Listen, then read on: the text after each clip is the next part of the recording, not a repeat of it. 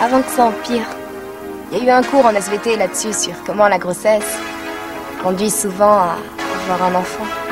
Adaptation, improvisation. Mais ta faiblesse, ce n'est pas la technique. À l'occasion, je vous mettrai un petit coup de polish. T'es sûr de ce que tu fais? J'ai des fiches très détaillées sur l'anatomie humaine. Je m'en doute.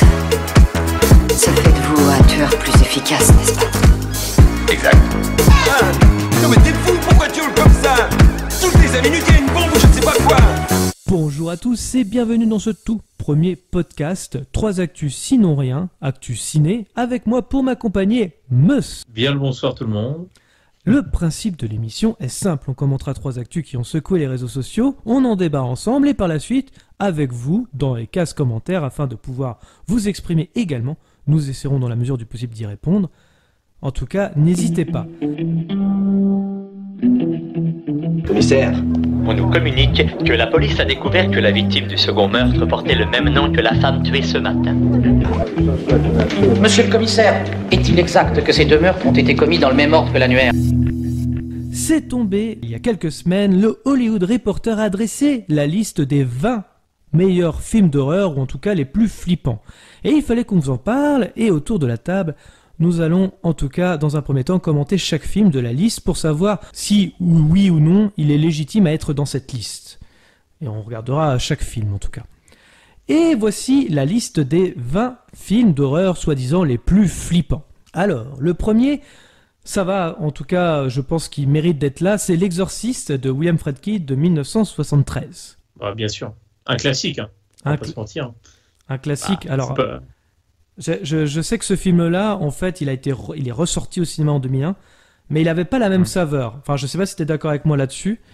Ouais, mais oui, tu dis ça, c'est surtout par rapport peut-être au doublage français, notamment, ce qui a été refait. Voilà. En francophone, effectivement. Exactement, même, en fait. Moins de charme, et il flippé, ouais. Il avait, ouais, c'est vrai qu'ils avaient totalement changé le son. Et en fait, oui, effectivement, la version française, en tout cas, était complètement ratée par rapport, en tout cas, à l'ancien film, et même le vieux son des années 70 a été remixé. Et honnêtement, ouais, c'est un peu moins...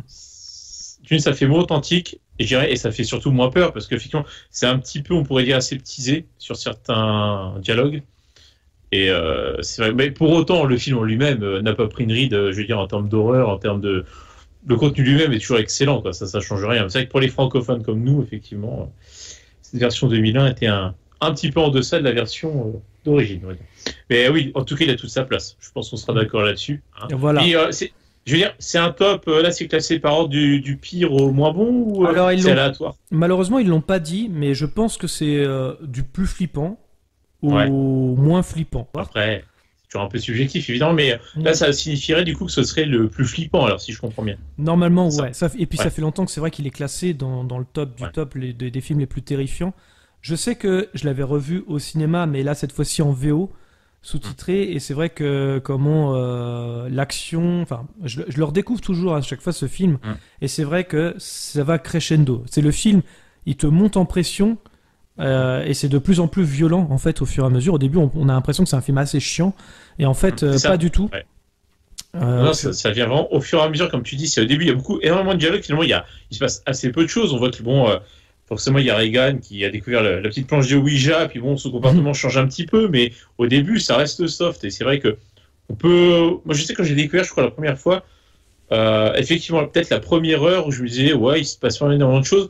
Et au final, j'ai adoré parce que je l'ai découvert, moi, avec la version 2001, il passait sur Canal+, pour l'anecdote, à l'époque, il l'avait repassé. C'est là où je l'ai découvert, on va dire. Et non, au final, j'ai vraiment beaucoup aimé. Ouais, non, enfin, ça reste un super film. Et surtout, il a une qualité qu'il faut signaler que les films d'horreur actuels n'ont pas en tout cas. C'est qu'ils n'utilisent pas les jumpscares de merde, parce que ça, c'est de la merde, c'est de la facilité. Ah oui, complètement. Et ça, au moins, il n'y a pas, quoi.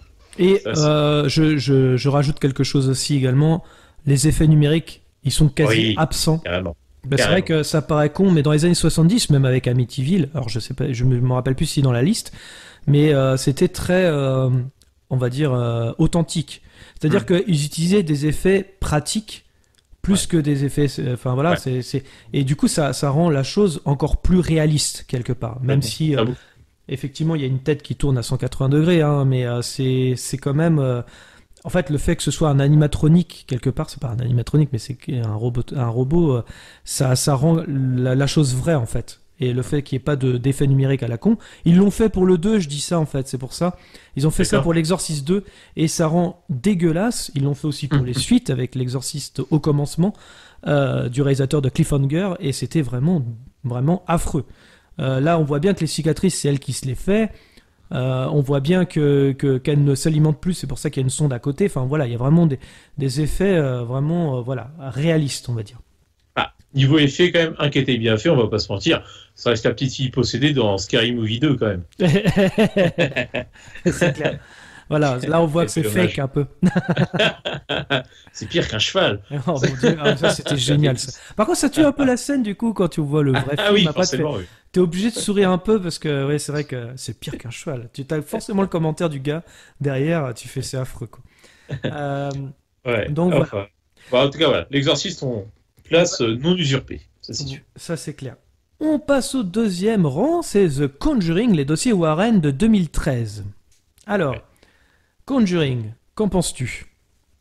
Très bon film. Alors, comment dire, super dans la mise en scène de James Wan. Enfin, vraiment, pareil, l'ambiance. Là aussi, c'est un vrai film d'ambiance pour le coup. C'est-à-dire qu'on est dans cette maison, on flippe. Enfin, on est vraiment à la place, notamment de la maman. Tu vois, quand elle est toute seule dans la maison, quand le père est parti parce qu'il est routier, etc., il est parti travailler. Les filles qui dorment, etc. Et on se met vraiment à sa place. Et dans cette maison, évidemment, ça, tu peux faire un peu cliché sur le papier, ou maison vraiment un peu lugubre, légèrement un peu délaissée, en pleine campagne, isolée, effectivement. Mais pour autant, l'ambiance est vraiment là, c'est bien amené, bien travaillé au fur et à mesure aussi. Puis pareil, tiens, quelque chose aussi que globalement, pas d'effet numérique, c'est-à-dire, enfin, on voit, c'est plus suggéré, ça fait travailler l'imagination. Et c'est là où c'est bien. Là-dessus, c'est vraiment un très bon film. Le seul bémol que j'apporterai, c'est le même défaut que d'ailleurs qu'on Conjuring 1 et 2, c'est la fin, qui est un peu tout mignon, tout gentil, c'est tout finit bien, les familles réunies, et on se fait des câlins. C'est le seul bémol, je dirais, globalement. Après, c'est minime, hein, ça n'enlève pas la qualité générale du film, mais voilà, sinon, voilà. Mais, comment dire, une place pas volée, en tout cas, dans ce classement.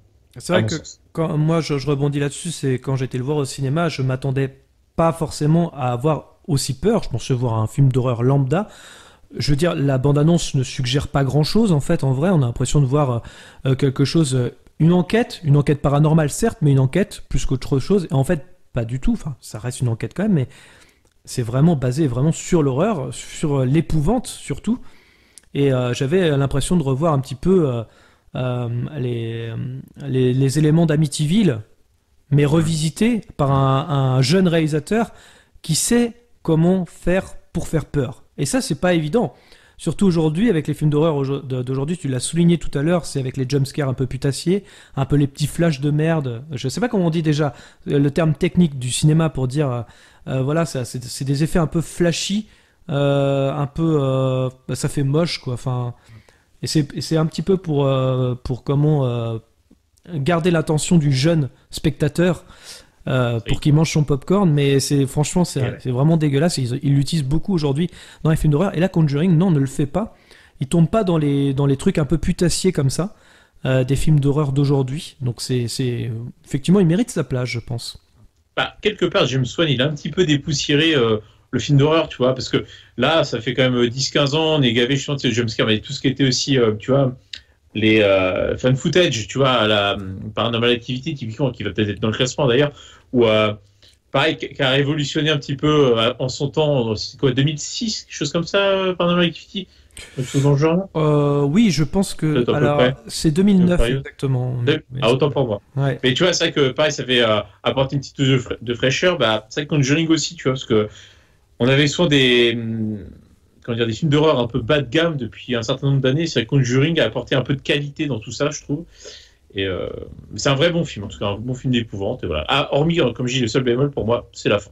Un peu trop, comme on dit déjà, oui, c'est la fin. Enfin, pour ceux qui l'ont pas vu, désolé, on vous spoil un peu. On va spoiler autour des films en question. C'est logique, parce que voilà, il faut qu'on les commente un petit peu quand même, sinon. Mais c'est vrai que Conjuring, alors par contre, c'est la saga que je suis pas très fan, c'est-à-dire la saga Conjuring, c'est-à-dire tous les spin-offs qu'il y a autour. J'ai pas mal aimé le 2, même si il est moins bien que le premier. Mais tout ce qui est spin-off, oh mon Dieu, quelle horreur. Mais là, justement, ça utilise vraiment justement, les trucs putassiers. Complètement. Non, de toute façon, tu sens que James Wan, il est producteur, mais il est plus à la réal, ça se sent tout de suite. Parce que pour le 1 et le 2, on sent vraiment ça. Le 2, comme tu dis, est un petit peu en deçà du premier, mais non, ils sont dans la même veine en termes de qualité, quoi. Ils se veulent quand même, mais voilà. Mais c'est vrai que les spin-offs sont clairement en dessous. Ça. Et d'ailleurs, le 2, comme on disait, voilà, il a été un petit peu plus critiqué que le premier, qui était vraiment une référence.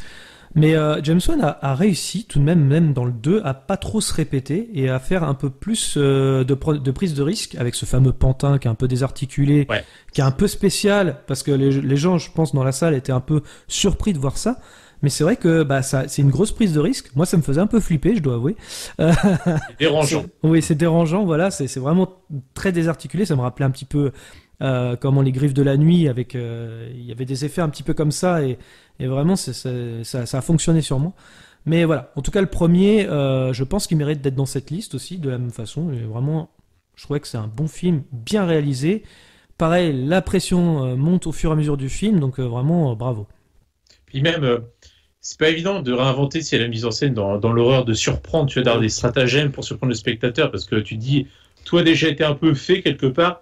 Donc c'est pas simple. Donc c'est pour ça que quand j'irais même chapeau, parce que quand un film maintenant arrive à faire peur, sans dégoûter, je parle pas des films un peu trash à l'assaut là, mais des films vraiment plus esprit et compagnie, mais hantés. Quand tu arrives vraiment à faire peur au spectateur, c'est que tu avais vraiment une bonne mise en scène, je dirais, parce que c'est qu'on a, je passe un peu le vieux briscard qui parle, mais on en a vu, nous maintenant, on a un peu rodé. C'est vrai que maintenant pour être surpris, voilà, c'est pas facile. Donc encore une fois, je chapeau à James Wan là-dessus quand même.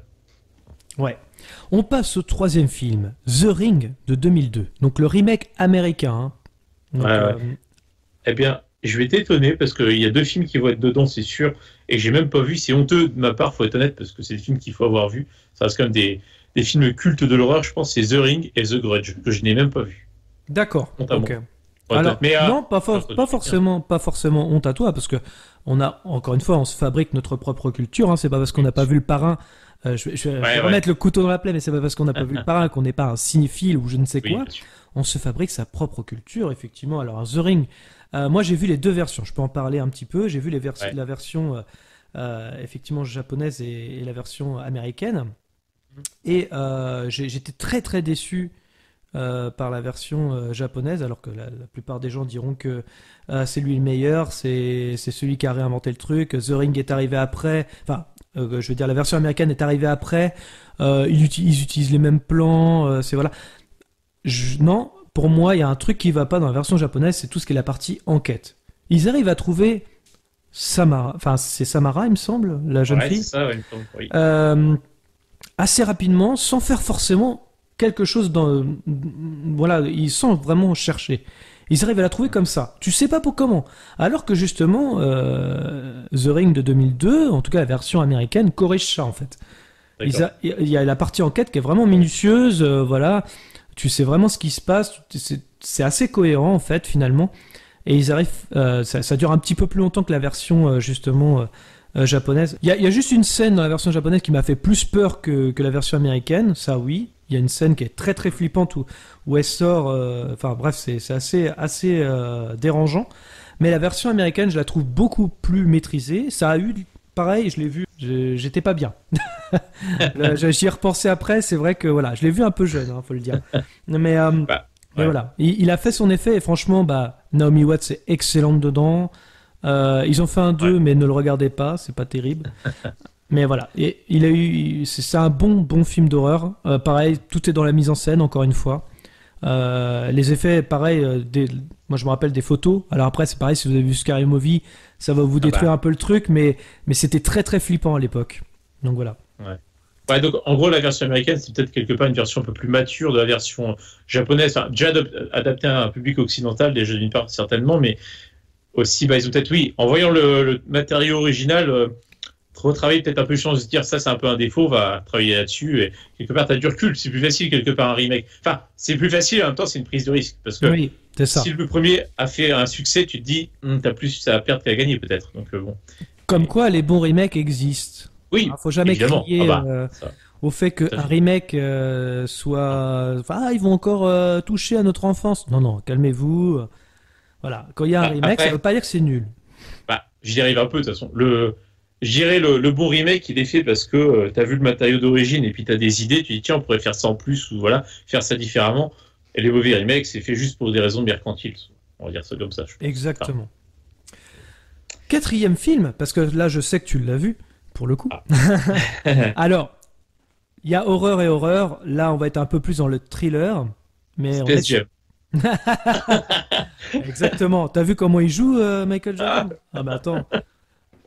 On est loin des Chicago Bulls. Alors, Le silence des agneaux. Ah oui. Plus thriller. Avec Anthony Hopkins et Jodie Foster. Qu'en as-tu pensé déjà? Excellent. Enfin, franchement, ça fait un moment que je ne l'ai pas vu. Ça fait quelques années que je ne l'ai pas maté, mais j'ai regardé d'excellents souvenirs. Et non, enfin, super bien à la fois ficelé, tu vois, le scénar et tout, et puis super bien joué, évidemment. Enfin, je veux dire, c'est les deux acteurs principaux, enfin, Hopkins et Jodie Foster, enfin, c'est des pointures. Non, franchement, enfin, j'ai pas trouvé, en y réfléchissant, je vois pas de défaut. Mais comme tu dis, par contre, on est plus sur le côté thriller, le côté enquête, etc. Tu vois, on suit le cheminement, mais. Alors après, je pense qu'ils l'ont mis dans les horreurs parce que c'est vrai que c'est un peu un peu le Jeepers Creepers, le méchant, c'est-à-dire qu'il va découper des peaux et il va se fabriquer. C'est un peu, je pense que c'est plus dans ce sens-là. Et c'est vrai que, mis à part David Fincher par la suite, qui va faire Seven, qui va faire des choses comme ça, le silence des agneaux, franchement, il reste un incontournable et c'est assez hallucinant, mais il a ouvert pas mal de portes à ce genre-là finalement. Il a vraiment lui aussi dépoussiéré finalement le thriller un peu horrifique avec justement Hannibal Lecter. Et c'est vrai que il y a eu des suites, il y a eu Hannibal et il y a eu Dragon Rouge, mais jamais on réussit à avoir l'essence et la maturité du Silence des agneaux, et pourtant il date de 91. Oui, c'est vrai. Et c'est marrant, tu vois le parallèle que tu as fait, parce que c'est un peu ce que j'allais dire. Finalement, le Silence des agneaux, c'est un peu à mi-chemin entre un film d'horreur conventionnel et Seven, par exemple, un vrai thriller, tu vois. Ouais. On est un peu entre les deux, ça fait un peu la jonction, effectivement. Mais c'est pas un full film d'horreur, on va dire ça comme ça, tu vois. Mais excellent. En tout cas, on recommande, évidemment. Alors ça, c'est un incontournable. Justement, tiens, on parle de culture ciné, je pense que ça en fait partie. Quand on peut le voir, il faut... Ça, je pense qu'en tout cas, on vous le conseille, si jamais vous voulez améliorer votre culture cinéphile, entre guillemets, nous on vous le conseille, c'est vraiment c'est un incontournable des thrillers. Comment faire un bon thriller? Il y a tout dans le Silence des agneaux. Clairement, il y a la psychologie, il y a comment les personnages bien écrits, un personnage féminin fort. Oui, carrément. Hein, on est dans l'ère du féminisme un peu, etc. Là, tu vois, on a un personnage fort et indépendant pour le coup. Enfin, là, c'est vraiment... en plus, elle est dans le film, c'est mis en scène comme ça. En tout cas, elle est vachement écrasée par les hommes. Justement, au début du film, on sent quand même le poids de son travail finalement. Et au fur et à mesure, elle va devenir vraiment meilleure que tous. Elle va surpasser tout le monde. Et c'est pour ça que d'ailleurs, Anthony Hopkins, qui est censé quand même être, en tout cas Hannibal Lecter, être censé l'homme peut-être le plus intelligent du film, va vouloir se confronter à elle comme un jeu d'échecs finalement. Et c'est ça qui est intéressant, c'est de trouver justement son égal à un jeu. Et je trouvais ça vraiment, vraiment très très bien. Et ça justement, c'est profondément féministe. Donc n'hésitez pas. Oui, j'y pense aussi. Si vous voulez un bon thriller, évidemment aussi, on vous conseille l'album de Michael Jackson, hein, bien évidemment. Ah bah oui, tout à fait. Le meilleur thriller du monde. Voilà. Cinquième position. Scream, 1996, Wes Craven, à l'époque où le slasher était malheureusement naze, Scream était arrivé et a remis au goût du jour ce côté méta, et donc avec Neve Campbell à l'époque, 1996. Qu'en as-tu pensé? Bien, moi, enfin après voilà, je suis pas objectif là-dessus, mais En qualité filmique, tu peux assurément trouver bien mieux, mais par contre, moi j'adore. Vraiment j'adore parce que il a vraiment redonné un second souffle justement au slasher qui est hyper codifié. C'était un peu tout vu déjà, etc. Et puis comme tu dis, il a introduit le côté méta, parler de films d'horreur d'emblée, etc. Même déjà la première scène du film, elle est hyper marquante, elle a marqué tout le monde. C'est génial quoi. Tu vois ce qu'a fait Wes Craven là-dessus. Et non, franchement, mettre Drew Barrymore. Tu te dis, ça va être la tête d'affiche. Exactement. Ça commence comme ça, tu dis, mais tu mets Drew Barrymore, c'est quand même incroyable. Non, la meuf, elle se fait tuer dès le début. Encore une fois, on spoil. Mais c'est impressionnant. Ah ouais, non, mais complètement. Et, bon, on spoil à fond, hein, de toute façon. Enfin, on va estimer que si vous écoutez l'émission, si vous avez vu, vous avez une culture ciné au niveau horrifique, on va dire ça comme ça. Mais, non, je vais pas spoiler. Allez, je vais essayer de pas spoiler, mais c'est la révélation finale sur le tueur. Aussi, qui était vraiment bien trouvé, quoi. C'est vrai qu'on s'y attendait pas. À l'époque, en tout cas, on s'y attendait pas trop. Non, mais complètement. Tu vois la révélation, tu fais ah ouais, d'accord. Ouais. Et non, vraiment là-dessus. Puis même le casting, en vrai, est sympa. Enfin, moi j'aime bien, tu vois. Même t'as Courtney Cox, David Arquette. Enfin, tu vois, t'as toute la petite bande. Tu vois, moi j'ai beaucoup aimé. Et j'adore vraiment ce film. Je l'ai revu il y a l'année dernière. De mémoire, je me suis refait j'ai peur de le revoir, moi, personnellement. C'est un film d'ado, en fait, et j'ai peur de le revoir, parce que, en fait, je me dis, ça se trouve, ça a super mal vieilli. Donc voilà. Ça va. En fait, t'auras pas la surprise, vu que tu connais la fin, mais effectivement, c'est plus orienté ado. C'est plus teen movie, un peu, niveau horreur, évidemment. Mais t'es pas non plus dans les clichés, et comme tu dis, le côté méta, le côté culture cinéma d'horreur, tu vois, qui est introduit dedans aussi. Tu sais, je sais plus le personnage là, qui parle que des films d'horreur, qui est hyper calé. Mais tu vois, t'as que des références à Vendredi 13, Halloween, etc. Et ça, c'est génial, tu vois, Psychose aussi. Moi, j'aime beaucoup, tu vois, là-dessus. Pour moi, le 1 et le 2 sont de vrais bons films. Enfin, tu vois, de vrais bons slashers. En tout cas, slasher. Parce que ça, sous-catégorie de films d'horreur, c'est de vrais bons slashers. Là, tu peux trouver quelques petits clichés, etc. La minette toute seule, etc. Tu trouves des clichés, mais c'est bien fait. Ça reste bien fait. C'est vrai qu'ils ont réussi à faire une bonne suite aussi. On n'entend pas trop parler, mais la suite est sympa. Ouais, elle est sympa. Elle est un petit peu en dessous du 1, mais elle est sympa. Et vraiment, elle se regarde avec plaisir. C'est à partir du 3 que ça se gâte et que ça baisse vraiment en qualité. Non, tu t'exagères, le 4. Oh, une horreur. L'horreur. Putain. Ah non. Ah, le couteau qui s'enfonce comme du beurre dans le front, là. Ouais. Non, mais voilà, c'est ça. Ouais, c'est ça. T'as le tueur qui enfonce le couteau dans le front du mec. Ouais, ça rentre tout seul, quoi. Comme tu dis, comme du beurre qui vient de passer au micro-ondes. Et le mec, avant de crever, il ose dire « J'emmerde Bruce Willis ». Et là, il crève. Non, c'est nul. J'ai l'impression qu'ils ont essayé de faire un Scary Movie Scream, alors que... Ouais. Un film un peu bâtard, mi-humour, qui se prend, tu sais, avec un peu de second degré, mais du coup, si tu mets trop de second degré, on n'y croit plus vraiment. On s'inquiète plus vraiment, et du coup, c'est exactement ça. Mais bon, après, je pense qu'il fait partie des choses, en tout cas des films, qu'on peut mettre dans la liste. Hein. Pour l'instant, on peut dire, c'est un sans faute. Hein. Ouais, pour l'instant, ouais. The 6e, c'est, on en parlait tout à l'heure, Paranormal Activity en 2009.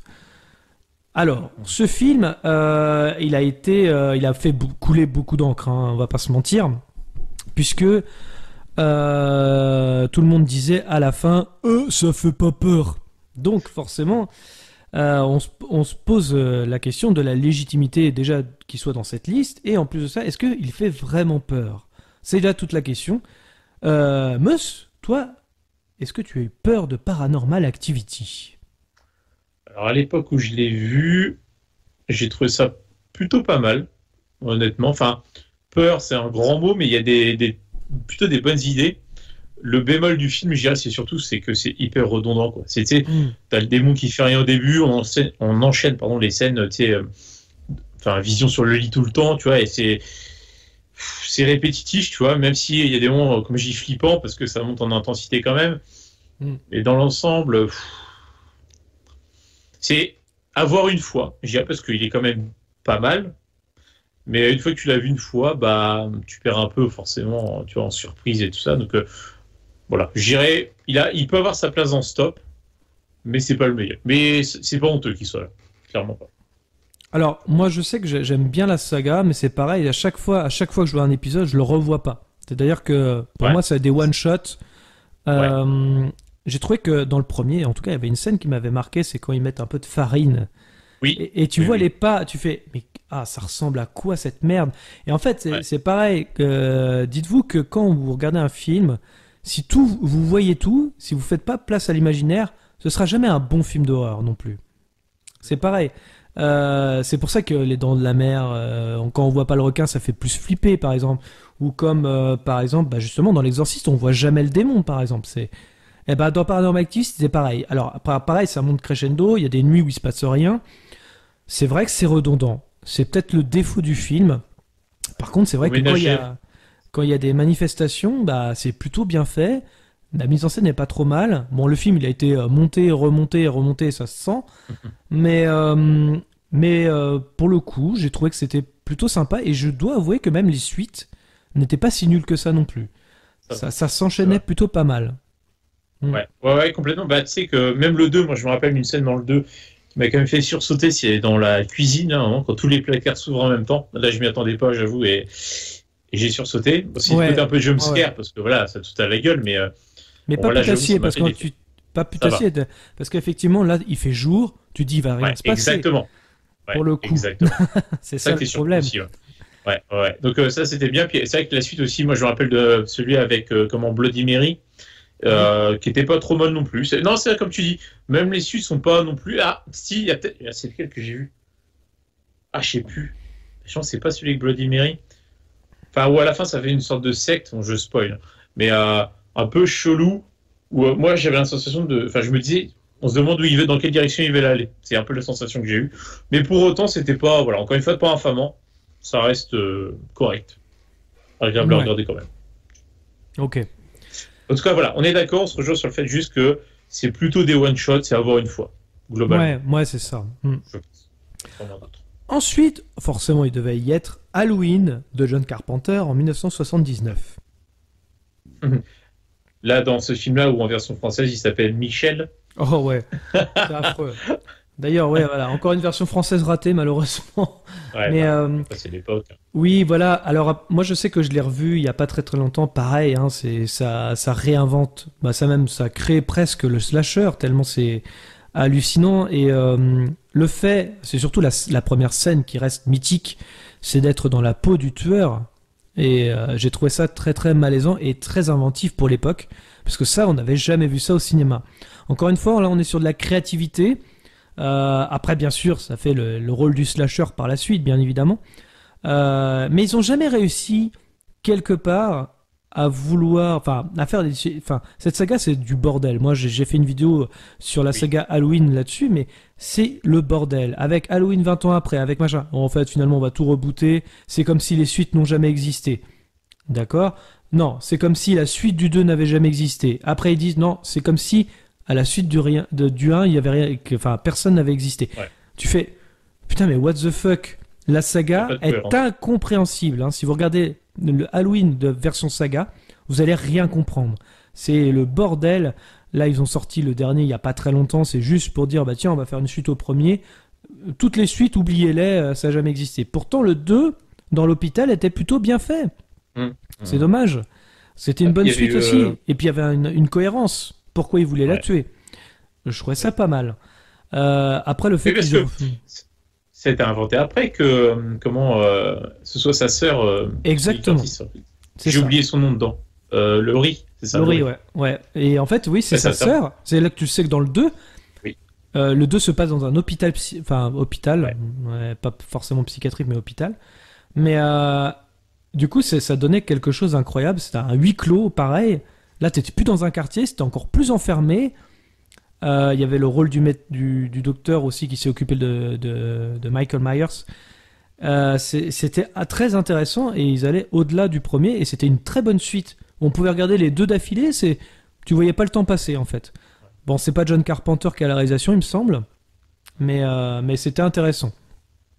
Par contre, par la suite, après, non mais c'est exploiter le filon jusqu'au bout, quoi, tirer sur la corde, et puis le problème c'est que au bout d'un moment, tu perds en qualité, quoi, parce que tu sais que c'est faire pour faire, quoi, comme on dit. Ah oui, là on est sur du mercantile, comme tu disais tout à l'heure, c'était devenu vraiment quelque chose, un produit marketing, ni plus ni moins, quoi. Ça n'allait pas plus loin. Et même quand ils rebootaient, En fait, finalement, on s'en foutait que ça soit rebooté, puisque l'histoire n'avait plus de cohérence. Donc, allez, vas-y, reboot-le si tu veux. Mais Jamie Lee Curtis, ça fait vendre, et puis voilà. Ouais. Mais bon. Après, voilà, ça reste une saga culte quand même. Ah oui, le premier est excellent. Ouais. C'est vrai que c'est ancré dans son époque, mais c'est vraiment bien. Après, il y a aussi, quand même, il faut signaler, je trouve, un vrai très bon remake, c'est celui de Rob Zombie. C'était en 2008, quelque chose comme ça, je ne sais plus. Exactement, ouais, parce qu'il y avait un peu plus de... Oui, j'ai pas compris par contre la suite. J'ai pas compris la suite. Je sais que la suite était un peu plus what the fuck de mémoire, mais je ne me rappelle plus. Mais j'avais eu un bon souvenir des deux malgré tout. Je sais pour ma part. Mais Rob Zombie avait réussi à dépoussiérer Halloween, ça c'est vrai. Ah ouais. Et c'était pas chose facile. Un bon remake aussi, pareil, tu vois. C'est... Complètement. Dès le début... c'est quand tu le vois enfant, ça m'avait vachement marqué, mais en bien. Et c'est vrai que pour le coup, si vous avez l'occasion de voir à la fois le Halloween de John Carpenter, donc un petit peu vieilli forcément, et puis le remake de Rob Zombie, allez-y quoi. Bon, c'est un peu 2 fois le même film, mais en plus modernisé du coup, forcément, pour celui de Rob Zombie. Et ouais, bon, un bel hommage en tout cas. Exactement. En tout cas, on va passer au 8e, mine de rien, parce qu'on n'avance pas beaucoup finalement. Ouais. On est très bavard. On va passer sur Shining. Et oui. De 1980 exactement, et réalisé par le fameux Stanley Kubrick, voilà, avec en tête d'affiche Jack Nicholson. Déjà, est-ce que tu l'as vu celui-là? Alors, j'ai acheté le Blu-ray l'année dernière et je ne l'ai toujours pas maté. Et ça a fait parce que pareil, moi je suis pas très, un peu comme toi, hein, de base pas très branché Kubrick, hein, contrairement aux grands cinéphiles. Se revendique cinéphile en tout cas, faut vraiment adhérer à Kubrick, il paraît. Bon écoute, moi je sais pas, j'ai rien contre lui, mais j'avoue que je suis toujours un peu réticent. Mais je vais pas juger Shining vu que je ne l'ai pas vu, pardon. Mais je l'ai acheté en Blu-ray, c'est que j'ai envie de le voir. Faut juste que je me pose pour le voir, parce que ça reste un film culte quand même, en tout cas a priori. Donc j'ai envie de me faire mon propre avis à l'occasion. Mais je n'ai pas d'avis en l'occurrence maintenant. Alors moi je l'ai vu. Maintenant il y a un petit moment parce que j'aime bien Stephen King, donc forcément Shining ça faisait partie un petit peu des incontournables, mais et j'adore Jack Nicholson en plus, donc voilà. Il y a des scènes marquantes dans le film. Je suis pas très fan du film, voilà, je trouve qu'il est trop court, il manque plein de choses. D'ailleurs le téléfilm a essayé de corriger un petit peu ça. Il manque énormément de choses. Le film, je crois, il dure moins de 2 heures, ça c'est sûr. Il est trop court, et pourtant il y a des bonnes astuces de mise en scène. Il y a une scène qui est mythique avec Jack Nicholson et le mec au bar. Ça fait vraiment le pacte avec le diable. Je trouve que cette scène est magique. Mais malheureusement, je le trouve trop court. Je trouve que ça va trop vite. Des fois, on n'a même pas le temps de trop comprendre ce qui se passe. C'est un peu dommage parce qu'il y a des scènes, encore une fois, marquantes. Hein, les 2 jumelles près de l'ascenseur, le fameux ascenseur avec le sang. Même si vous n'avez pas vu le film, vous avez ces images en tête. Elles sont hypnotiques. C'est vrai. T'as les jumelles, effectivement quand il défonce la porte avec la hache. Hein, même l'intro avec... la voiture. Voilà, voiture. Ouais. Tu vois, t'as pas vu le film, tu sais déjà de quoi je parle. Je veux dire, c'est quand même des films qui sont... C'est une empreinte dans le cinéma, quoi qu'il arrive. C'est marquant, même si, moi, je trouve beaucoup de défauts, en fait. Je le trouve trop court, je trouve que ça va trop vite. J'aimerais, en fait, que le film dure 2h30, en fait, en vrai. Pour vraiment, il y a cette ambiance qui est quand même là, mais qui mérite d'être encore plus présente et beaucoup plus tirée sur la longueur. Ouais, c'est ça. Là, pour le coup, j'aimerais bien un film lent. C'est triste, mais j'aimerais bien un film lent, pour le coup. Ça s'y prête. Je dis pas chiant, hein. J'ai dit lent. Pas pareil. Non, mais bien sûr.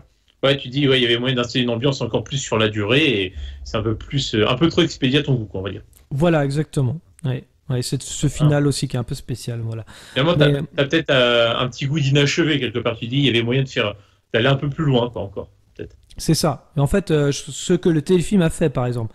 Et je pense, il me semble, hein, d'ailleurs, je l'ai pas vu moi encore, mais il est dans mes attentes un petit peu. La suite de Shining, Dr. Sleep, qui apparemment rend bien hommage quand même au film d'origine. Il est sorti, hein, bien sûr. Il est sorti. Mais et d'ailleurs, je crois que le Blu-ray 4K, il est pas très cher maintenant, aujourd'hui. C'est l'occasion. Non, ça sera l'occasion, je pense. Et puis le réalisateur, j'aime beaucoup, bien sûr, puisqu'il a fait The Haunting of Hill House. Et, Ah oui. Alors, je crois qu'il a Netflix. fait... Ouais, il a fait Bly Manor aussi. Il me semble que c'est le même. Flanagan, ou je sais plus quoi. Enfin bref, c'est un Ouais. gars qui a suivi, pareil, qui a un peu le style de James Wan, justement. C'est très intéressant ce qu'il fait. Mais il mélange un peu plus émotion et horreur. Chose Oui. que des fois on peut pas trop adhérer non plus, hein, ça arrive aussi. Hein. Bah, bon, je digresse un peu, je suis une petite parenthèse, mais Ouais. j'avoue que c'est ce que j'ai personnellement, mais après c'est évidemment subjectif, hein. Chacun a sa sensibilité. C'est que c'est un peu ce que j'ai représenté à The Young King of Hill House, parce que le côté un peu, tu sais, ouais, drame familial, tout ça, bah, moi en fait, je m'attendais à beaucoup plus d'horreur, si tu veux. Ouais. Il y en a, hein, il y a des trucs qui sont très bien faits, mais du coup, ce côté un peu trop, tire à l'arme, j'exagère un peu, mais moi en tout cas, voilà, je voulais plus d'horreur et moins de drame.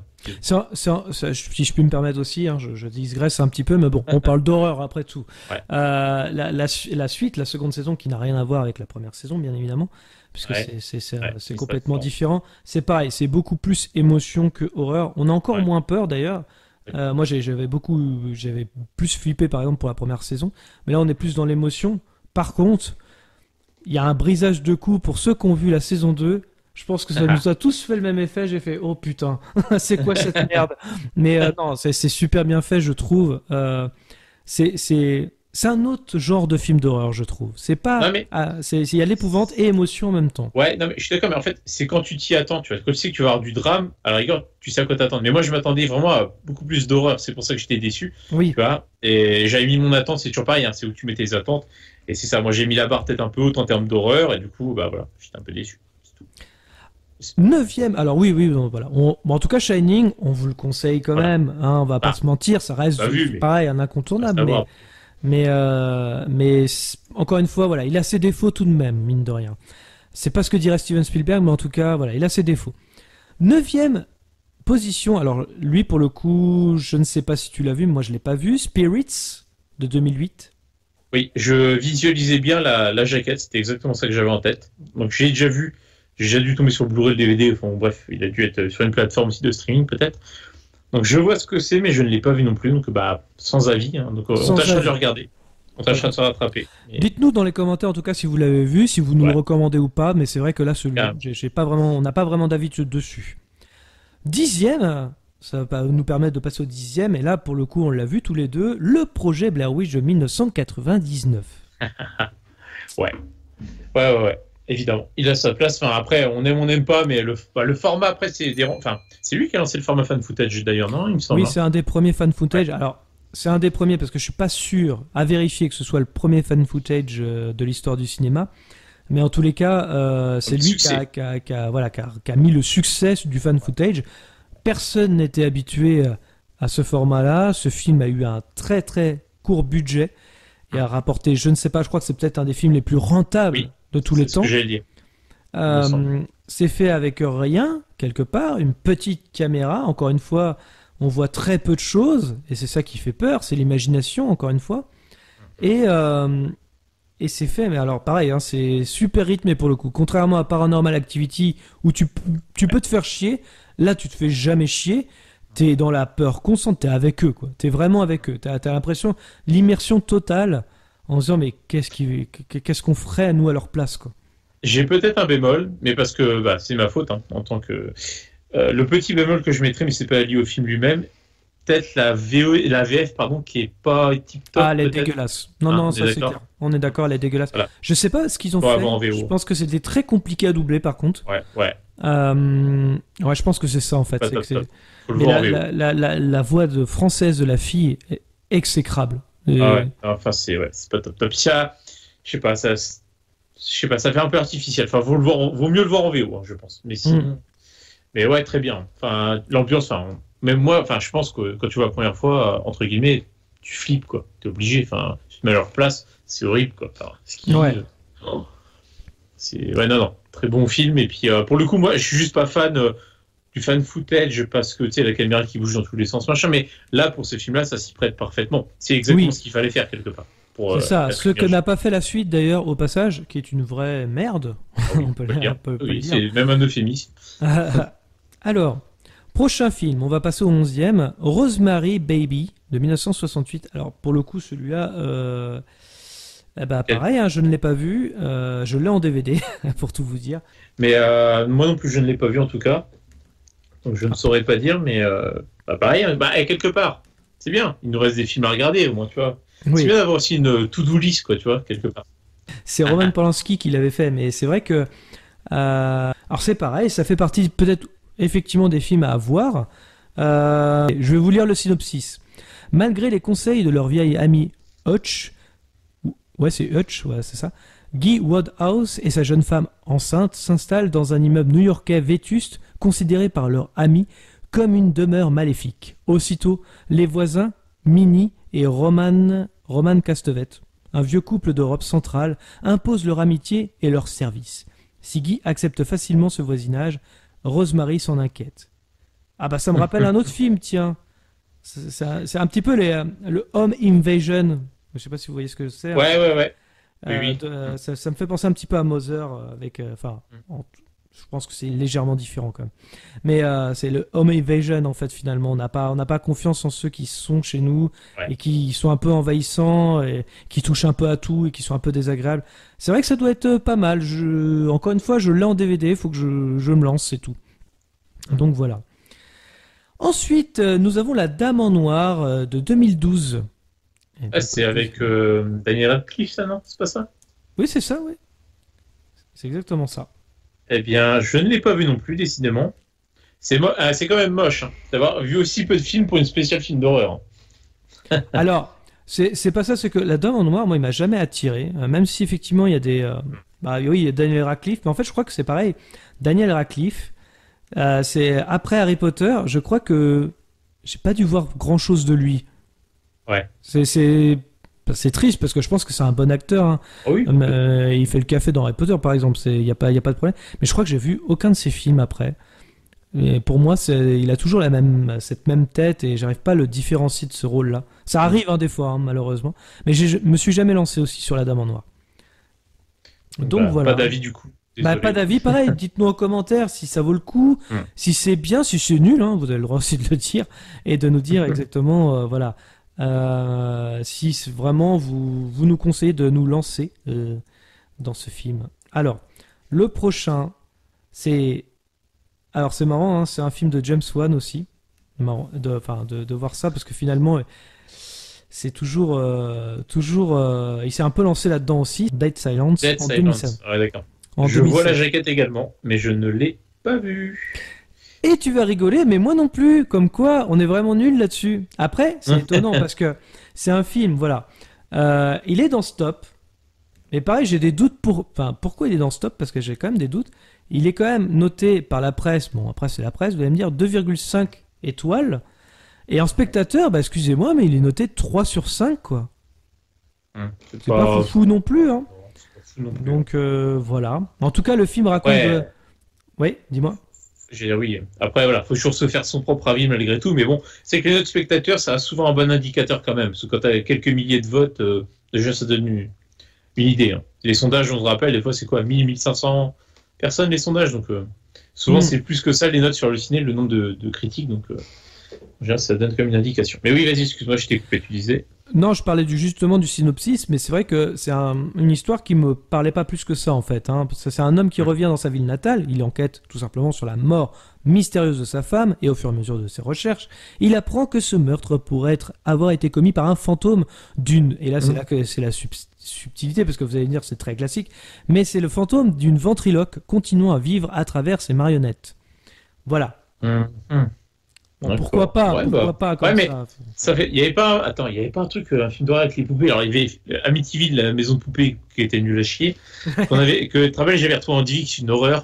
C'était même marrant parce que à part les démons qui étaient un peu glauques, mais à part ça, bref, on va pas s'étaler. Qu'est-ce que je voulais dire?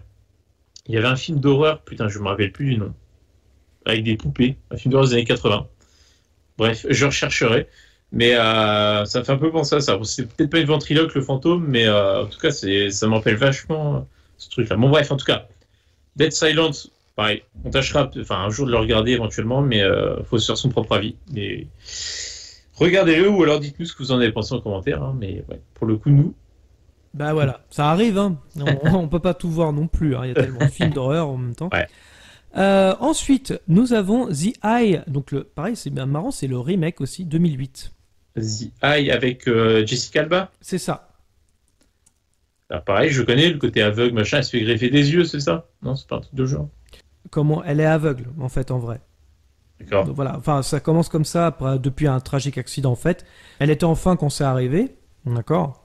Elle vient de subir une transplantation de la cornée, et elle va commencer à avoir des choses un peu cheloues. D'accord. Donc voilà, c'est ça The Eye, en fait. Okay. Alors, moi, je l'ai vu. Alors, par contre, là, à la différence de The Ring, je n'ai pas vu l'ancien. Ouais. Pas du tout. Voilà. Je l'ai en DVD, pareil. J'ai jamais regardé. Mais j'ai vu que le remake américain. Je dois avouer que j'ai trouvé ça sans plus. Oubliable. Ouais. Pas extraordinaire, pas marquant. Mais du coup, on m'a conseillé en fait l'ancienne version. Donc, je verrai. Mais par contre, la version américaine ne fait pas peur. C'est des jumpscares. C'est des trucs flashouilleurs à gommeur de mémoire, là. Donc de la merde. Ouais, non, franchement, puis Jessica Alba, pas au top. Vraiment pas au top. Vraiment oubliable. Tu l'as vu, voilà. Limite, avec des amis, un samedi soir, si tu veux te moquer un peu du film, parce que ça utilise vachement de clichés, on va pas se mentir. Ah, c'est full cliché, hein. C'est-à-dire que voilà, s'ils peuvent se séparer, faire des groupes de 1, ils vont le faire. Il n'y a pas de souci. Ouais. Donc c'est pas c'est quand même étonnant que du coup, encore une fois c'est subjectif, mais c'est assez étonnant qu'un film comme ça soit dans le top quand même. Je pense on verra la fin du top, mais il y a sûrement mieux à mettre. Ah bah tu vas voir que la suite, parce que moi je l'ai sous les yeux, la suite du top, ouais, il n'y a pas des trucs forcément extraordinaires, hein. On va en reparler, mais là c'est un petit peu moins bien. Donc je pense vraiment que ça allait être vraiment du meilleur film au moins bon. Ouais. Même si il y a certains films là dans la fin de la sélection, je les trouve largement meilleurs que The Eye. Et d'ailleurs en parlant de ça, 15e Annabelle, sorti en 2014. Non. Pourquoi ce film était vraiment de la merde. J'ai trouvé que c'était nul à chier. J'en attendais beaucoup d'ailleurs. Parce que suite au succès de Conjuring, mais en même temps, ils l'ont fait un an après.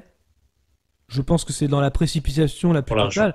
En un an, t'as pas le temps de faire un scénario correct. Enfin, je suis désolé. Enfin, j'ai trouvé ça un peu. On surfe sur effectivement le succès de la poupée un peu maléfique, et je trouve d'ailleurs que Conjuring avait déjà raconté ce qu'il fallait raconter avec Annabelle. Ouais. Donc, j'ai pas compris vraiment le principe. Ramener les ados au cinéma en surfant sur le succès de Conjuring, tout simplement, je pense. Oui, je pense que c'était ça. Pure motivation mercantile. Tiens, d'ailleurs, c'est juste, je refais une parenthèse parce que je t'en ai parlé juste avant. Un vieux film d'horreur avec des poupées, vu qu'on parle d'Annabelle. C'est un film d'horreur, mais c'est kitsch à souhait, hein. C'est pas terrible de mémoire. Ça s'appelle tout simplement Dolls. Il date de 87. Et il était un peu chelou de mémoire, un petit peu glauque, tu vois, un peu bizarre. Mais voilà. Mais bon, après, je vous conseille pas forcément de le voir parce que après 1h17, c'est pas énorme. Mais justement, mon théorème, un film qui en général dure moins d'1h30, 9 fois sur 10, c'est de la merde. Oui, c'est vrai. En général, c'est ça en plus. Alors après, on peut se tromper. Hein, dites-nous si vous avez des exemples. Il n'y a pas de souci. Mais c'est vrai que 9 fois sur 10. Ouais. Voilà. Ensuite, alors là pour le coup je suis assez d'accord parce que moi il m'avait vraiment fait flipper. On a en même temps été que 2 dans la salle du cinéma. Hein. Mais Sinister de 2012. Ah oui. Celui-là vraiment était. Alors les vidéos qui étaient projetées en plus dedans, c'est glauque à souhait. Mais voilà. C'est du coup ce film-là, moi il m'avait. Doctor Strange. Ouais, il avait fait Doctor Strange par exemple, effectivement. D'ailleurs, il va être un peu, je pense c'est un peu scénariste ou en tout cas producteur pour la suite aussi. Mais ouais, c'était vraiment flippant pour moi. Enfin, je trouve avec Bagoul. Après, il y avait des défauts bien sûr, parce qu'il y avait des petits clichés quand même, on va pas se mentir. Mais c'est vraiment, moi il m'avait un petit peu traumatisé quand même. À la fin, je sais que j'étais avec mon frère. On est sorti de la salle de cinéma, on n'était pas bien. Les effets. Donc moi, je t'ai dit. Je le trouve pas mal en soi, mais juste des petits défauts qui moi m'ont dérangé, forcément si c'est un défaut, mais voilà, c'est pas un mauvais film, mais c'est juste que il y a des choses qui m'ont dérangé qui font que certains éléments qui font que j'ai eu un peu de mal à y croire. Par contre, à contrario, effectivement, il y a des vidéos, dont une, sans rentrer dans les détails, une dans la piscine. Ah, c'était pareil, c'était bien fait et c'était hyper flippant. Ouais, vraiment, je dois avouer. Donc, faut le voir pour se faire son propre avis. Encore une fois, comme tout film. Moi, j'ai moyennement aimé, moins que toi en tout cas, mais c'est pas un mauvais film pour autant. Faut le voir. Quand même. Ouais. Mais oui, il y avait des choses, des scènes assez dingues. Hein. C'est notamment dans le grenier, notamment avec les enfants. Hein, ça fait vraiment, ça faisait un petit peu comme Freddy quelque part, ce fameux avec cette fameuse flûte où il attire les enfants. Ça fait exactement ça. Donc c'est vraiment, moi je vous le conseille vraiment parce que en termes d'épouvante, il fait le café. Hein. Par contre, il faut mettre un excellent son dessus. Tout est dans le sound design, je trouve, avec Sinister. Et ensuite, forcément, 17ème, La Maison du Diable. Donc ça date effectivement 1963 et c'est réalisé par Robert Weiss. Donc voilà, c'est pareil, c'est un vieux manoir hanté. Donc il y a des bruits insolites qui terrorisent les habitants. Donc voilà, en titre original, c'est The Haunting. Voilà. Ouais. Donc ça peut vous mettre sur la voie si jamais vous avez vu un autre film. Mais non, mais ok. Donc La Maison du Diable. Il y a eu un remake que tu as sûrement vu, puisque moi-même je l'ai vu. C'est Hantise, avec Catherine Zeta-Jones et Liam Neeson notamment. Exactement. Owen Wilson, si je enfin bref, il y a un petit casting sympa, mais le film n'était pas hyper marquant. Non. On va pas se mentir. Mais d'accord. Mais voilà, c'est le vieux film de 1963. Donc moi je pensais que c'était Amityville comme quoi. Ouais, mais tu vois, ça pourrait être intéressant de voir ce vieux film dans le sens où tu vois, il n'y avait pas d'effet numérique à l'époque, donc au moins que des effets pratiques. Avait beaucoup. Antise avait beaucoup de c'était un de ses défauts. Que là, tu vois, ça doit plus se jouer sur la suggestion, je pense. Donc ça pourrait être intéressant à voir, franchement, un film comme ça. Enfin, bref. À voir, effectivement. 18ème place, Rec de 2007. Ouais, film espagnol. Aussi, hein. De quoi ? Film espagnol. Oui, c'est ça. C'est ça, il y a eu un remake aussi en 40. Oui, comme d'hab. Hein. Ouais. Que t'es moins. Enfin, c'est un peu pareil, hein. Franchement, c'était pas beaucoup de différence. Non, Rec, moi, c'était vraiment une bonne surprise. Le 1 est vraiment pas mal. Vraiment bien, même. Enfin, c'est vrai que j'ai vu une paille. J'attendais rien. Et vraiment une bonne surprise. Après, fan footage, effectivement. Mais ça reste plutôt bien fait. Encore une fois, vu la situation du film, ça s'y prête plutôt pas trop mal. Et voilà, mais il y en a eu plusieurs.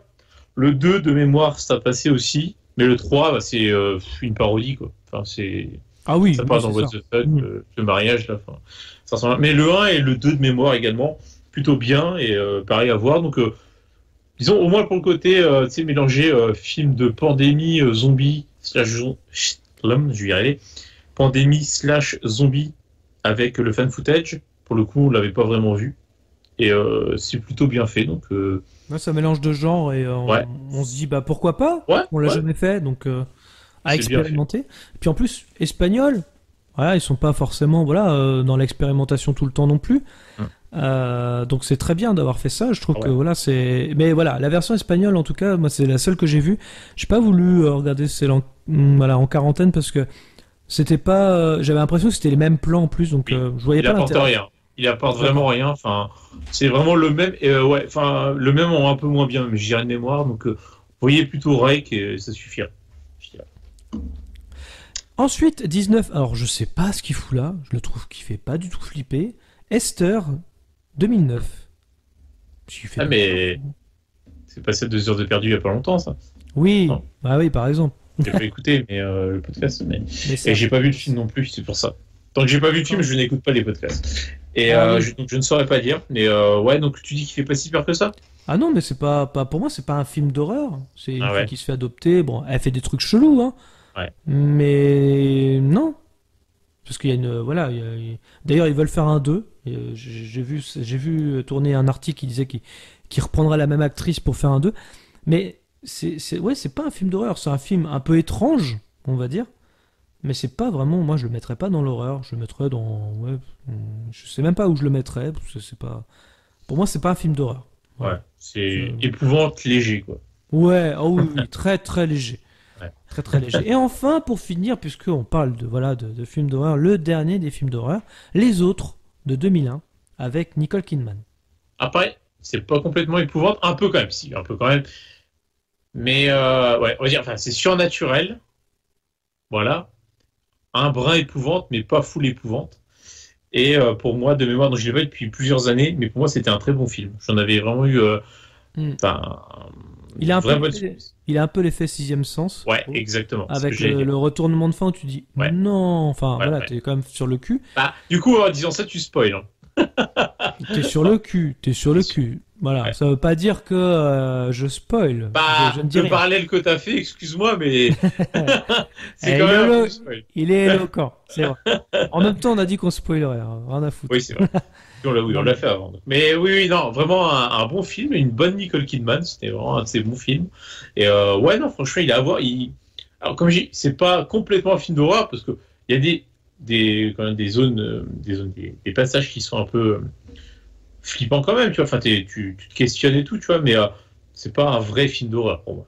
Mais c'est un bon film, par contre. Oui, franchement, il était. Il y avait quelques scènes quand même qui foutaient un peu les boules, mais ouais, c'était un peu. Bon, c'était très léger, par contre. Voilà. Ouais.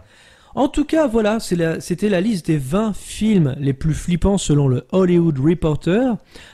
Du coup, juste avant, quand même, de passer à la seconde news, j'ai envie de te poser une question. Est-ce que toi, tu ferais ton top 3 des films d'horreur? Ce serait lesquels? Oh là. Un top 3. Un peu au dépourvu, disons, mais en top 3, tu vois, il y a des films. Alors après, pour moi, c'est pas le meilleur film d'horreur parce que c'est plus du dégueulasse, mais tu sais, tous les films genre Massacre à la tronçonneuse, tout ça, tu sais, il y en a pas dedans, tu vois, alors que, enfin, c'est pas la même peur, tu vois, c'est glauque. C'est glauque, quoi, c'est malsain, c'est pas du tout suggéré pour le coup, enfin, très très peu. C'est montré frontalement. Donc, pareil, je suis un peu étonné que ces films-là soient pas dans le top, parce que je pense qu'ils auraient plus leur place malgré tout que certains films qui étaient cités. Mais ça, après, c'est subjectif. Après, mon top 3, toi, je pense que tu mettrais L'Exorciste. Je le mettrais probablement aussi, parce que le côté quand même culte du film, et puis ça a super bien fait. Il y a des petites choses qu'on vieillit, mais ça a super bien fait, et ça a super agréable à suivre et à regarder. Donc probablement L'Exorciste. Après, dans le reste, Conjuring, parce que bon, je suis pas original parce que c'est les deux premiers du top en plus. Mais oui, bah en même temps, oui. J'aime beaucoup ce film-là aussi, malgré ce côté aseptisé sur la fin. Tu vois, trop bon, trop gentil, voilà, trop mignon. Et après, je sais pas, en film d'horreur comme ça. Après, t'as aussi d'autres films, tu vois, pareil, qui sont malsains, qui auraient dû être dedans. Tu as des films un peu plus confidentiels. Il y a eu 2 films, parce qu'il y a un original que j'ai pas vu et un remake de, je sais plus, il y a une dizaine d'années. Typiquement, que je pense, c'est La Dernière Maison sur la Gauche, qui est hyper malsain, pareil, qui est malaisant. Tiens, c'est pas dans le top, mais. Moi aussi. Bah voilà, tu vois, typiquement, Alexandre Aja, ouais, qui est excellent. C'est un remake de Wes Craven, tu vois, mais pareil. Et sur film, ouais, je mettrais La Colline des yeux, je pense, tu vois, pour varier un peu les styles de films d'horreur. Tu vois, c'est un vrai bon film. Ouais, je mettrais vraiment. Il y a, tiens, si quand j'y pense, juste ça me vient à l'instant, pareil, des films comme The Descent. C'est des bons films aussi, des bons films d'horreur. Tiens, pareil, je suis étonné qu'ils soient pas dans le top. Freddy, Les Griffes de la Nuit. C'est ça, c'est ce que j'allais te dire. Je suis putain, celui-là, il me faisait flipper quand j'étais petit. Ouais. Bah ouais, tu vois, même on pourrait dire. Ça fait pas peur, mais Chucky, pareil, t'as des comme. Bah, justement, j'allais y venir parce que je l'ai revu il y a pas très longtemps. Je me suis retapé tous les bonus aussi. Et c'est vrai que Chucky, ouais, il fait partie de, je pense, peut-être pas mon top 3, mais il fait partie de mon top, ça c'est sûr. Parce que c'était un des films d'horreur que j'adorais. Ouais, il date de 88, hein, mine de rien, et il est toujours aussi bien. Non, enfin, moi, j'ai jamais aimé trop les suites. Peut-être Chucky 2, vite fait. Mais après, ça devenait, à partir du 3, dès qu'il est dans la caserne des militaires, ça commençait à partir en couille.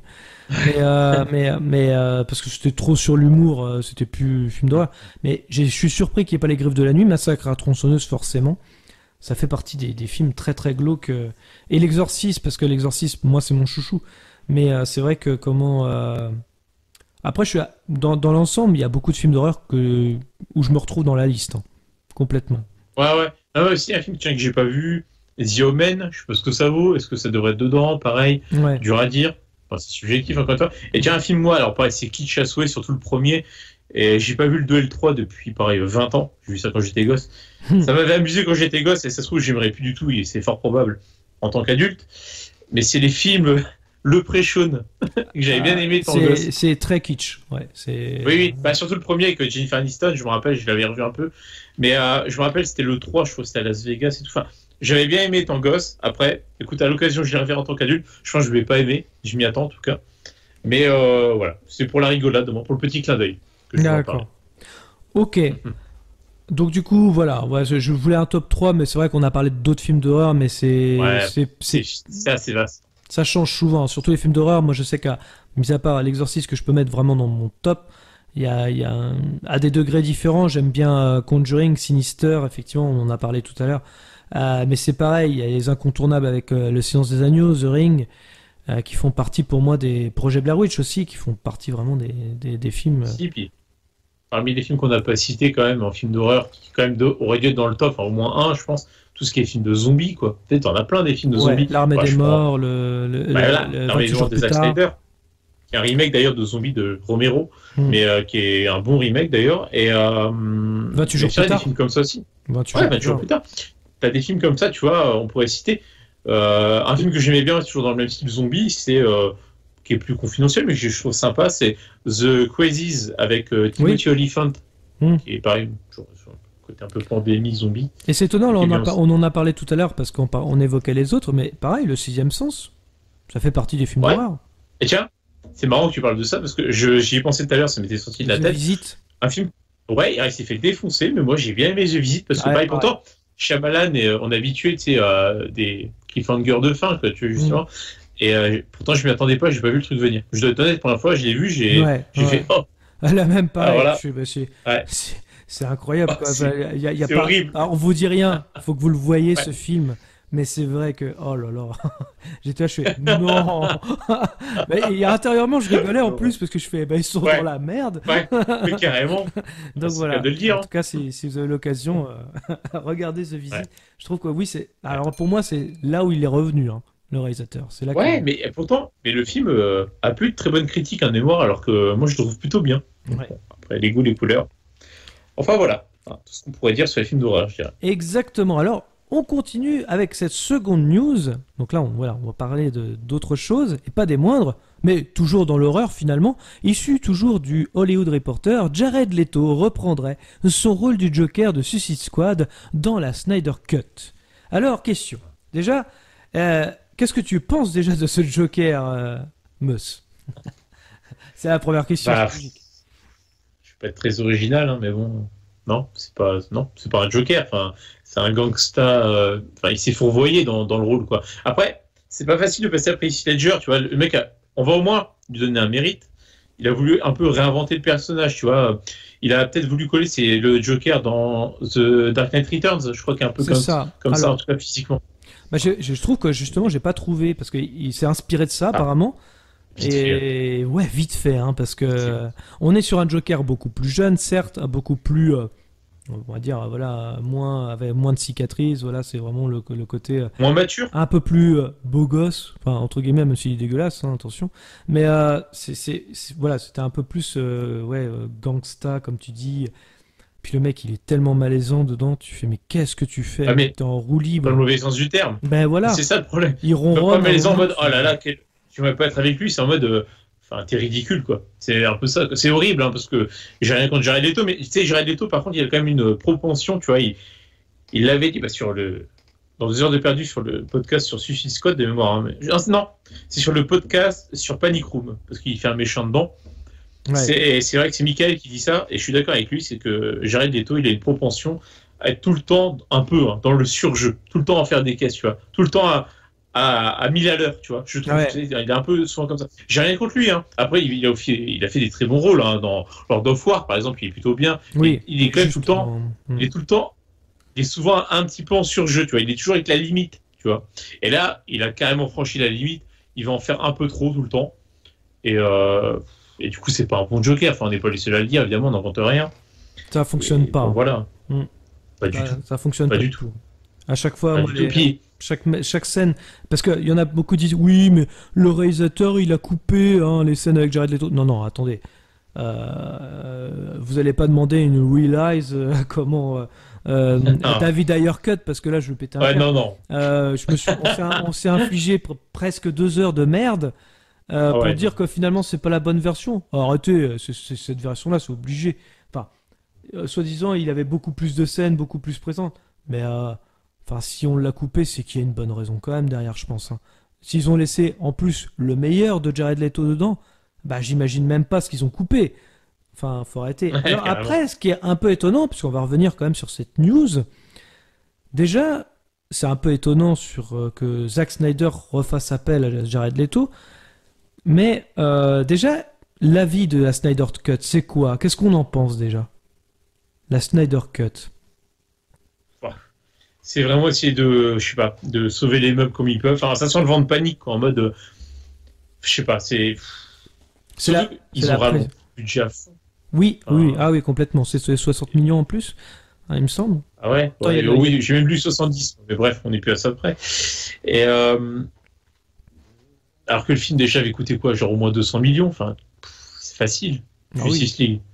Mais c'est un échec total, hein, sur échec commercial, pas de préparation, il fallait faire le film au plus vite. Je veux bien qu'il fasse une Snyder Cut, ça me dérange pas, puis Zack Snyder, je sais que voilà.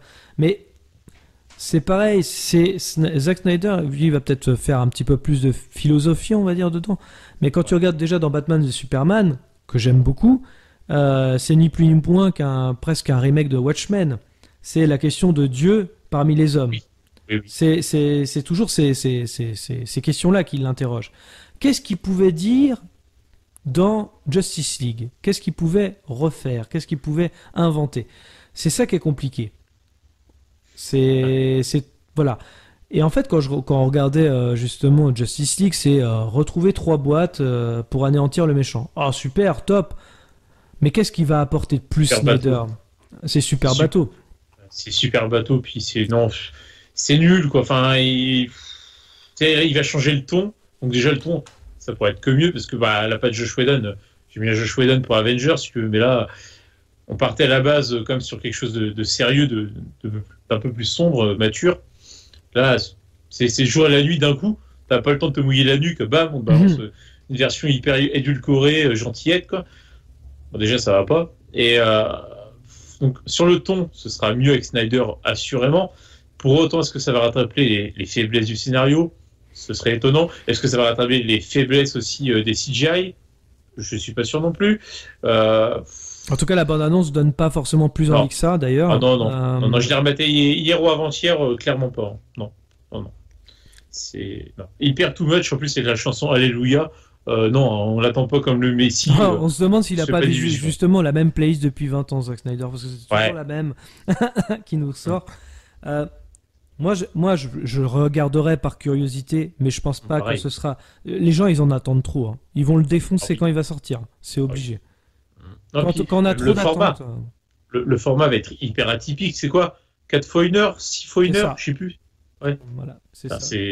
C'est soit, hyper, je sais pas s'ils vont faire la version 4 heures d'un coup ou la version en série, en séparant 4 fois 1 heure.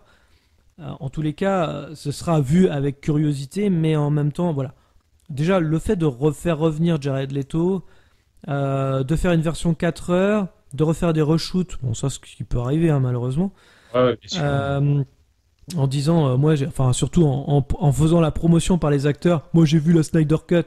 Si tu l'as vu, mec, pourquoi vous faites des reshoots et vous mettez 60 millions de bouts? Ça pue un peu du cul quand même derrière. Ouais. C'est juste, on te rappelle parce que les gens ils veulent vraiment que tu fasses vraiment le film, quoi. Et modifie-le parce qu'on a peut-être un peu merdé. Ok. C'est ça, mais surtout que même au-delà de ça, c'est que je dirais, pour résumer un peu bêtement, mais un bon film, souvent en tout cas, un bon film de super-héros, c'est surtout et avant tout un bon méchant. Et là, c'était pas le cas avec Steppenwolf, clairement pas. C'était pas terrible, même si on sait que c'est juste un sergent de Darkseid. Mais bon, ça reste le méchant principal malgré tout. Darkseid, c'est censé être le méchant d'un éventuel futur Justice League 2, a priori, sauf erreur de ma part. Et déjà, voilà, ça parle. Ils auraient pu, parce qu'à la base, tu peux en faire un méchant charismatique, mais là, le traitement, s'il n'est pas revu de A à Z, j'ai presque envie de dire, il ne sera pas revu de A à Z. Bah, ils n'ont pas le temps. Ils n'ont pas le temps. Même en 4 heures. Même en 4 heures, on connaît rien du méchant, on ne sait pas qui c'est. Le mec, il va juste être là. Bah oui, non, je veux juste envahir la Terre. Je suis chaud, d'accord, tranquille. Alors que, à contrario, et là, je vais défendre pour la première fois Marvel, Thanos, ils l'ont teasé depuis 2012. On savait c'était quoi les enjeux, on connaissait à peu près le méchant, ou quasi, et il a 2 films pour vraiment se révéler, quoi. 2 gros films, Infinity War et comment, je sais même plus comment il s'appelle l'autre d'ailleurs. Endgame, voilà, avec les ta gueule c'est magique. Et du coup, voilà, c'est au moins il a pas mal de temps de présence avant d'arriver. Bah là, ça vient comme un cheveu sur la soupe déjà. Je trouve que d'ici, ils ont voulu inverser la chose que Marvel pour vraiment faire différent. Et en même temps, ils se cassent un peu la gueule parce qu'en fait, finalement, ils ont rien préparé, quoi. C'est ça. Et c'est dommage parce que quand tu connais le matériau initial, tu vois, et puis le potentiel qu'il y a dans cet univers, enfin, puis nous qui sommes quand même fans depuis notre tendre enfance, c'est un crève-cœur parce que, enfin, t'aimerais tellement voir le truc au cinéma, c'est grandiloquent, qu'on en voit plein la gueule et tout. Tu vois le résultat final, bah, tu peux être que déçu et c'est. Ils ont chié dans la colle, quoi. Enfin, c'est dommage. Bon, de toute façon, malheureusement, c'est horrible parce que le casting, nous, on l'adore en soi, tu sais, que ce soit Ben Affleck, Henry Cavill, Gal Gadot en Wonder Woman, qui est aussi super surprise au passage. Tu vois, on adore ces acteurs-là dans leur rôle, mais là, il faut repartir sur des basses scènes, rebooter, parce que le mal est fait. C'est horrible, hein, c'est vrai. Et tu prends un réalisateur tu lui fais confiance typiquement, enfin là, ils font confiance à Matt Reeves pour le prochain Batman. Tu fais pareil, tu dis on part sur un plan, je sais pas, bah, après saison de box-office aussi, bien sûr, mais sur un plan, je sais pas, on part sur 3-4 films, tu vois. Par contre, tu lui fais confiance de A à Z, quoi. C'est ça le problème de Warner, je pense qu'ils ont, à un moment, ils ont dit non, mais on fait pas assez comme Marvel, ils font des milliards, pas nous. Il faut qu'on fasse comme Marvel, et je pense qu'ils se sont mis la pression, et pour rien, parce que ça faisait créer. Avec Batman et Superman et Man of Steel, c'était le début d'une franchise qui partait bien, on va être honnête. Et en plus de ça, ça a créé une vraie différence avec Marvel, justement. Et ça, malheureusement... Puis même, en fait, le problème, c'est qu'ils comparent le succès d'un Avengers, qui arrive au bout de 5-6 films, c'est le premier, et puis même les autres après, j'en parle même pas, c'est une vingtaine de films, Marvel. Tu vois, ils comparent ces succès-là, alors qu'ils ont pris le temps de construire Marvel, tu vois. Et tu vois, quand je sais plus, Batman vs Superman, ils ont fait un peu plus de 900 millions, donc ils n'ont pas atteint la barre du milliard. Donc pour eux, c'était pas un succès, enfin, en tout cas en demi-teinte, mais tu peux pas comparer, vous arrivez au bout de 3, c'est le 3e film. Enfin, tu vois, c'est évident que tu peux pas avoir les mêmes attentes. Et tu vois, tu prends le 3e film de l'univers Marvel, qui était quoi, Iron Man 2, un truc comme ça, si je dis pas de bêtises. J'ai un doute là quand même. Il y a eu Iron Man là. Ou Thor. Ah non, Thor c'est après. Non, c'était Iron Man 2, hein, je crois. Non, t'as raison. Je crois. Et je suis prêt à parier qu'il y a eu du temps qu'il y a de l'eau qui s'est coulé sous les ponts, mais tu vois, c'est les films Marvel, les premiers, ont pas eu ce succès-là. Ils ont atteint quoi, 300-400 millions, 500 millions peut-être tout au plus, je sais plus. Enfin, tu vois, ils ont pas atteint ils étaient pas presque à la barre du milliard, ils étaient quand même bien en deçà. Donc, tu vois, malgré tout, les succès de Batman vs Superman et de Justice League, décevants par rapport à Marvel, certes, mais ça restait des succès tout à fait bien pour des 2e et 3e films de saga, quoi. C'est ça. Et je crois qu'ils ont voulu aller trop vite, encore une fois. Ouais. C'est exactement ça. Mais du coup, Jared Leto, mais quel rôle il peut avoir dedans ? Je me pose vraiment la question. Ou c'est juste faire un clin d'œil, quoi. Mais ouais, je vois pas ce qu'il va apporter. Franchement, puis en plus, il est plus centré dans l'univers Batman, évidemment, c'est son némésis principal, et là, on est sur Justice League, on est un méchant d'une autre puissance, on va pas se mentir. Qu'est-ce que ça vient foutre là ? Ça va être juste du clin d'œil, histoire de dire, bah tiens, Jared, je te réintroduis, tu vas pouvoir te rattraper un peu, etc. J'imagine que ça devait être ça les discours, mais... Je pense que déjà, il était pas content qu'il y ait un autre Joker fait en parallèle, donc c'est pour faire peut-être un petit doigt d'honneur à Warner Bros, peut-être. Mais voilà, c'est un peu... Ça va rien apporter, quoi. C'est juste histoire de... Je sais pas. Bon, on verra, on va pas juger avant de voir, mais bon, là, comme ça, en l'état, la plus-value, elle semble un petit peu... Ouais, ça donne pas plus envie que ça, en tout cas. Hein. On va pas se mentir. Mais bon, on sera là sûrement pour vous en parler un jour. On fera peut-être une spéciale, Justice League exprès. Dites-nous dans les commentaires si ça vous intéresse, d'ailleurs. Bon, on va continuer, et c'est cette 3e et dernière news de l'émission. Actu oblige aussi, selon Deadline, Tim Burton travaillerait sur un reboot de La Famille Addams pour la télévision. Alors déjà, La Famille Addams, est-ce que tu avais déjà vu les films ? Je pense que oui. Oui, évidemment. Ah bah ça fait partie des films qui ont bercé mon enfance, on va dire un petit peu. Quelque part. J'adorais ça aussi, les fameuses un peu montagnes russes dans une maison grandiloquente, c'était un peu... Et puis surtout, moi, c'était l'oncle fétide, c'était Doc pour moi, dans ma tête. J'adorais cet acteur, c'était un de mes acteurs préférés quand j'étais petit, donc forcément avec Robin Williams et d'autres personnes, mais ça faisait partie des acteurs, tu peux pas les oublier, quoi. Ouais. Des acteurs d'enfance, donc c'est vrai que. Et puis c'était assez drôle quand même, mine de rien, même pour des films d'enfance, d'enfants aussi, ça reste assez drôle, assez bien fait, l'univers est plutôt bien travaillé. Après voilà, je trouve que ça faisait partie des bons films et je pense que c'est des films qu'on montrera à nos gamins plus tard. On va pas j'ai le 1, est-ce que j'ai le deuxième, Les Vacances de la famille Adams, j'ai un doute, mais j'en ai un en Blu-ray sûr. Mais c'est vrai que ça fait un moment que je les ai pas matés. Enfin, ils étaient passés sur la TNT, comme souvent ils passent assez fréquemment. Et j'en avais rematé un, c'était le 2 d'ailleurs. Le 1 est meilleur quand même, mais le 2 est pas mauvais pour autant. Et c'est vrai qu'il y a la petite dose d'humour noir, tu vois, caractéristique de la famille Adams, évidemment. C'est vrai que c'est le premier qui est réalisé par c'est Barry Sonnenfeld, c'est le réalisateur de Men in Black 1. Ouais, déjà son sang. C'est vrai qu'il y a la même patte. Ouais, voilà, exactement. Et non, c'est des vrais bons films. Et c'est le genre de film, tu vois, tu peux voir comme nous, en tant qu'enfant, mais aussi en tant qu'adulte, tu vois. Ouais. Tu prends plaisir, je pense, à le réaliser dans tous les cas. Ça peut parler à tout le monde. C'est le côté humour noir, un peu barge, un peu barré, tu vois, un peu surnaturel aussi, quelque part. Hein. La famille Adams, c'est forcément surnaturel. Mais non, c'est des vrais bons films. Alors maintenant, par rapport à la news, le fait que c'est une série, hein, c'est ça que projette de faire. C'est ça. Franchement, je dis pourquoi pas, parce que tu vois. On va pas se mentir, les derniers films. Ouais, est-ce que c'est un bon choix ? Est-ce que c'est un bon choix, Tim Burton ?